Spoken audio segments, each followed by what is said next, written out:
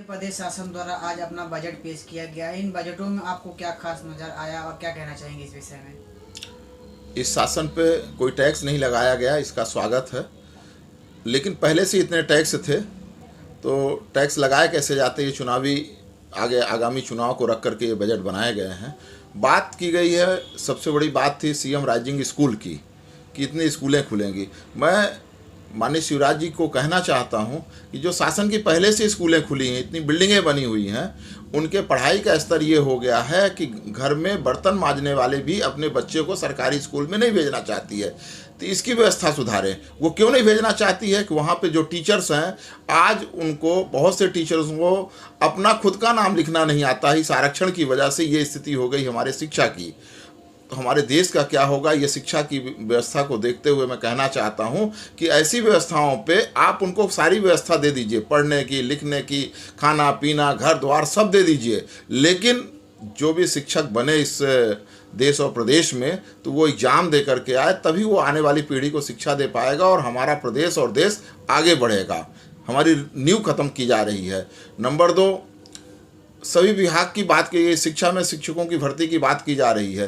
प्रदेश में सभी कर्मचारियों की जितने भी ऑफिस हैं, अकाल पड़ गया उसमें से।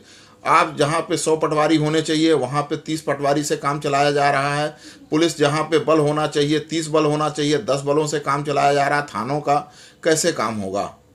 आप किसी विभाग में चले जाइए, आप कृषि विभाग में चले जाइए, वहाँ पे आरईओ हुआ करते थे, हर गांव के लिए एक आरईओ हुआ करता था। इसमें 10 आरईओ से पूरा का पूरा ब्लॉक चलाया जा रहा है, 90 पंचायतें चलाई जा रही हैं। तो इस तरफ भी ध्यान देने की ज़रूरत है। और जब हमारे कर्मचारी रहेंगे तभी मेरा कोई काम हो पाएगा। किसानों का प्रदेश था, 70% किसान मध्य प्रदेश में रहते हैं और किसानों के लिए सारे विभाग बनाए गए थे। और किसानों को कितनी दिक्कत हो रही, इस तरफ भी ध्यान देने की ज़रूरत है। रह गई बात गायों की जो दुर्दशा मध्य प्रदेश में है, वो दुनिया में कहीं नहीं है। कमलनाथ सरकार ने गायों के लिए अपने चुनावी घोषणा पत्र में कहा था कि मैं हर गांव में गौशाला बनाऊंगा। 15 महीने की सरकार में उन्होंने गौशालाएं बनाई, वही गौशालाएं बन पाई। इसके अलावा अभी इतने दिन बीत गए हैं इस गवर्नमेंट को, इनकी एक भी गौशाला बन के कंप्लीट नहीं हुई है और उन गौशालाओं का फंड भी नहीं आ रहा है। तो मैं इस शासन से कहना चाहता हूं, ये तो धर्मयुक्त भारतीय जनता पार्टी धर्म और राष्ट्र की बात करती है, तो इनके ही राज्य में, इनके ही शासनकाल में गायों की ये दुर्दशा है। बात आ रही है कि घर घर पशुओं को देखने के लिए एम्बुलेंस सेवा दी जाएगी। जो अस्पतालें बनी हुई हैं वेटनरी विभाग की, आप वहाँ चले जाइए तो डॉक्टर आपको नहीं मिलते। डॉक्टरों का अकाल पड़ा हुआ है। त्योंथर में 5 डॉक्टर चाहिए, 2 डॉक्टर हैं। एक ब्लॉक मेडिकल ऑफिसर हैं, तो वो 24 घंटे इसी तरह से घूमते रहते हैं, अस्पताल में बैठ नहीं पाते हैं। रायपुर, त्योंथर, गढ़ी, तीनों जगह कटरा 4 डॉक्टर की जगह खाली पड़ी हुई है। ये व्यवस्था कब सुधरेगी? और हम इतने साल दर साल बढ़ते जा रहे हैं, व्यवस्थाएं सुधरनी चाहिए। व्यवस्थाएं नीचे की तरफ जा रही हैं। फ्री में इस प्रदेश और देश में जो फ्री में बांटने की होड़ लग गई है, कोई भी सरकार आए वो फ्री में बांटना चाहती है। देश का कैसे भला होगा?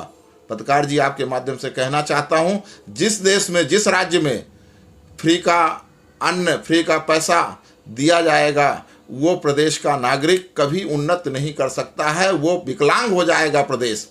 और इस बजट में फ्री में सारी चीज़ें बंद होनी चाहिए।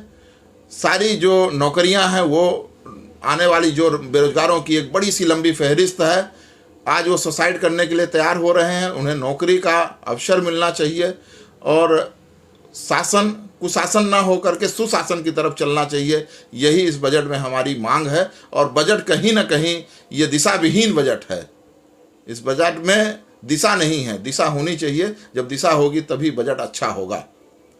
जय हिंद, जय भारत, जय गौ माता, जय गोपाल।